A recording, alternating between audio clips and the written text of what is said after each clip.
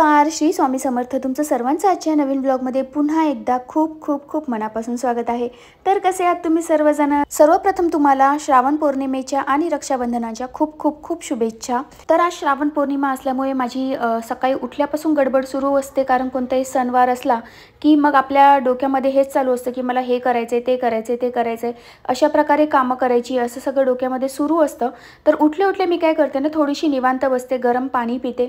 त्यानंतर थोडा वेळ बाहेर असं म्हणजे लक्ष नजर टाकते की काय काय कसं वातावरण आहे वगैरे बाहेर. त्याच्यामुळे ना मला खूप असं फ्रेश झाल्यासारखं वाटतं जेव्हा सकाळी उठल्यावर मी सगळ्या खिडक्या, मागचा दरवाजा वगैरे सगळं ओपन करते आणि थोडा वेळ निवांत बसून राहते. त्यानंतर सकाळी ब्रश वगैरे केल्यानंतर मग सगळ्यात जास्त मला जी आठवण येते ती माझ्या चहाची, की मला असं होतं की कधी मी चहा घेईन.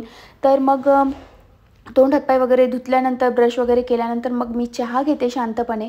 आणि मग चहा घेता घेता मग माझ्या डोक्यामध्ये हेच चालू असतं की आता पुढे काय करायचं आहे, कोणती कामं करायची. आणि त्याच्यामध्ये जेव्हा शूट करायचं असतं, व्लॉग वगैरे शूट करायचा असतो, तेव्हा तर खूप जास्त विचार करावा लागतो की आता पुढे कशा प्रकारे शूट करायचं आहे वगैरे. आणि घरातली तर कामं असतातच.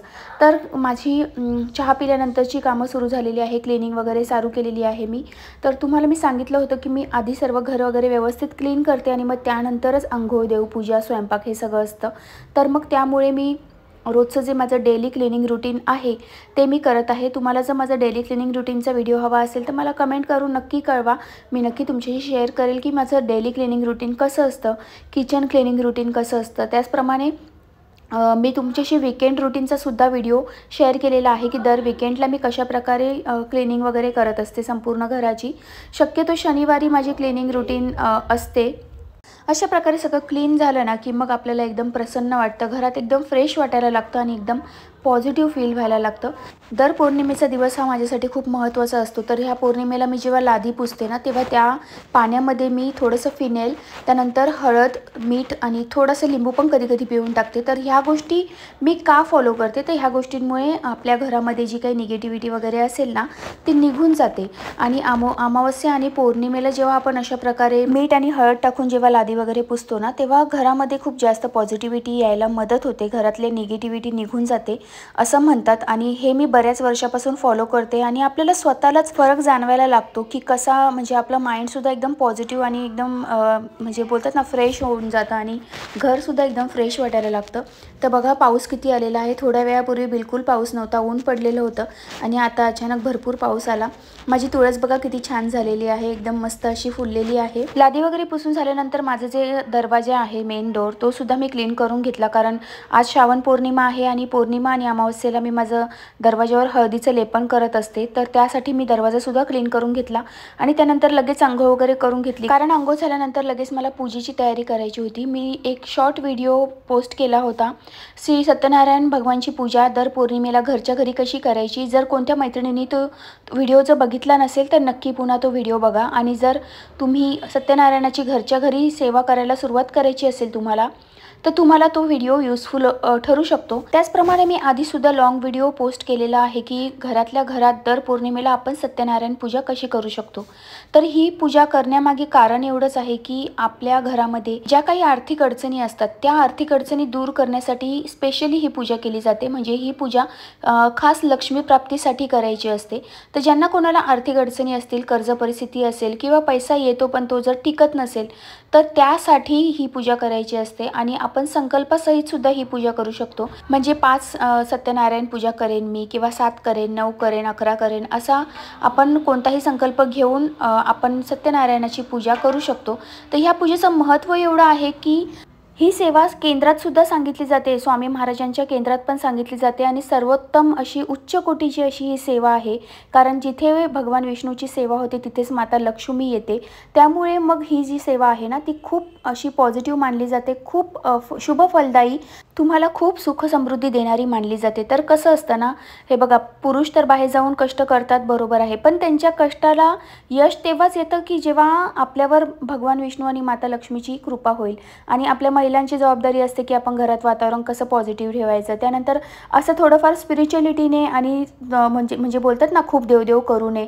खूप देवदेव तर आपल्याला करायचा नाही आहे, पण काही गोष्टी जेव्हा आपण फॉलो करतो ना तेव्हा त्या देवाची कृपा आपल्यावर नक्कीच होते आणि आपल्या घरातले व्यक्ती जे आहेत, जे कोणी कष्ट करतात, त्यांच्या कष्टाला यश देण्याचं काम हे देव करत असतात. त्यामुळे ना आपल्या महिलांच्याच हातात असतं की घरात बरकत कशी टिकवून ठेवायची, घरामध्ये सुखसमृद्धी कशी अट्रॅक्ट करायची, ही आपल्या महिलांच्याच हातात असतं असं मला वाटतं.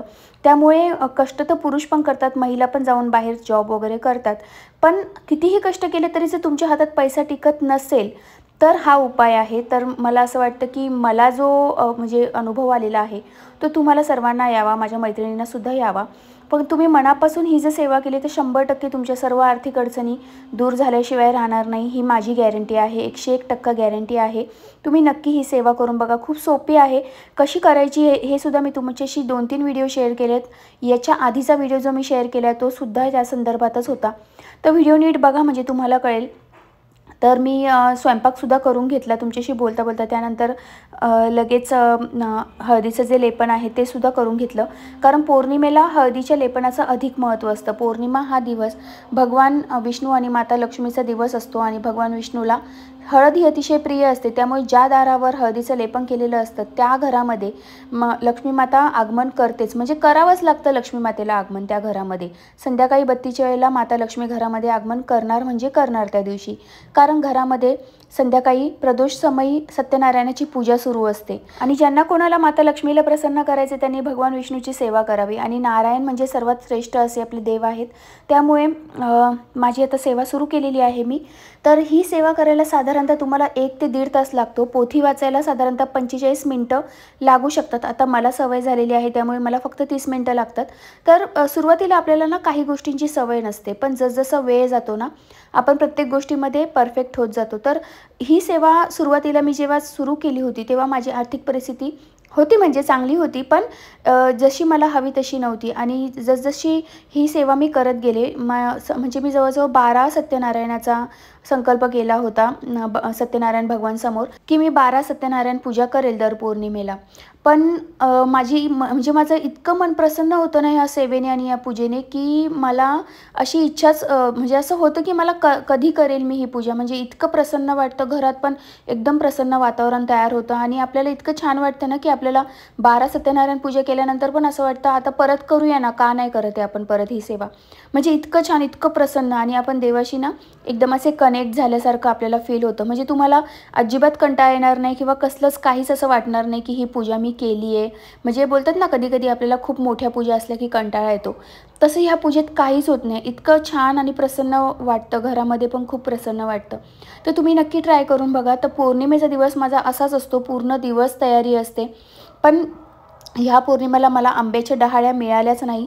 मी गेले होते हारवाल्यांकडे पण त्यांच्याकडे सुद्धा नव्हत्या.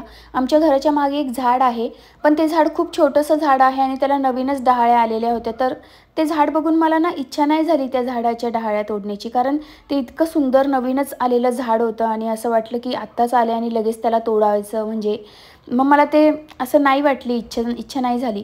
म्हटलं जाऊ दे, भगवान विष्णू समजून घेतील की या वेळेला हिला आंब्याच्या डहाळ्या नसतील मिळाल्या असं. तर मग मी तशीच पूजा केलेली आहे. पण तुम्हाला जर मिळाल्या तर तुम्ही व्यवस्थित जशी पुस्तकामध्ये सांगितलं आहे त्याप्रमाणे पूजा करा.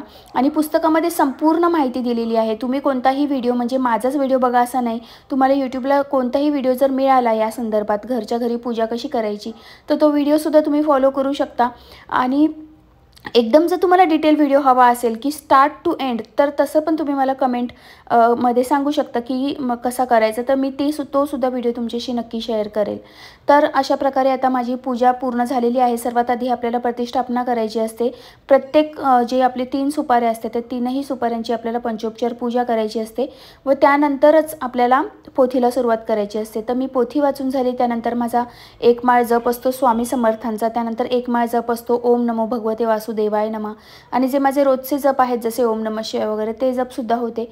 तर ते जप करून घेतली, पूजा करून घेतली, प्रसादही घेतलेला आहे. तर अशा प्रकारे माझी सेवा पूर्ण झालेली आहे. आणि आजची जी सकाळपासूनची जी माझी धावपळ होती, मी तरी तुमच्याशी सगळं शेअर नाही करत बसले कारण आधीही त्या संदर्भात व्हिडिओ आलेला आहे.